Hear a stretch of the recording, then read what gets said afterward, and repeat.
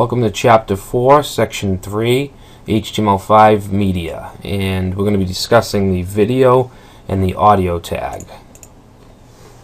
Now, before HTML5, to get a video to play in your web page it could give you a real headache. You need to find different plugins. You need to download Flash. People had to download Flash to watch your video. It was just a real pain, and the video tag is definitely one of my favorite new features of HTML5.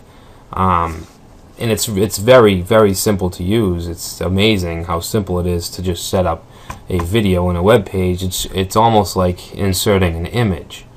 Now, if you want to add custom controls and full screen and all that, then you do have to use some JavaScript. You can't do it all in HTML, but you can just embed a video like you can an image using just HTML. And as far as browser support, all the major browsers, the latest versions, they all support the video and the audio tag. IE9, Chrome, Firefox, Safari 5, Opera, they all support the media tags. Now, the types of media we have for video, MP4, which is the most popular, WebM and OGG. Okay, and the WebM and the OGG aren't that popular, but you can find video converters online. There's a bunch of them. There's a bunch of free ones. So if you have an AVI or an FLV video, you can easily convert it to one of the accepted formats. And for audio, we have MP3, which is obviously the most popular, and OGG and WAV, which is kind of popular. So I mean, no matter what, you can use any type. You just need to convert it if it's not supported. Now, video tags, there's three new tags, and obviously video is the main tag. It defines a video. And then we have the source tag, which we can define multiple sources for the video.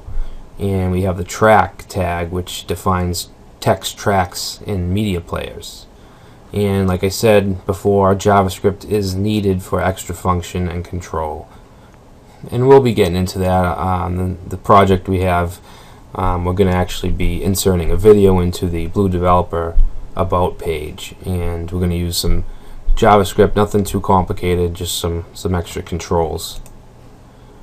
Now, audio tags have the same. They don't have the track tag, but they have the video and the source, and it's pretty much the same thing. Now, we have JavaScript methods.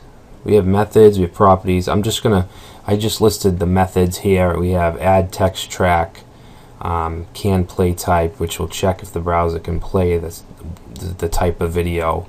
The load method, which will reloads the audio or the video element, and the play and the pause methods.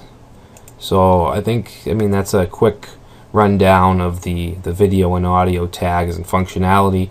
Now we can get into some programming, and I can actually show you how it works.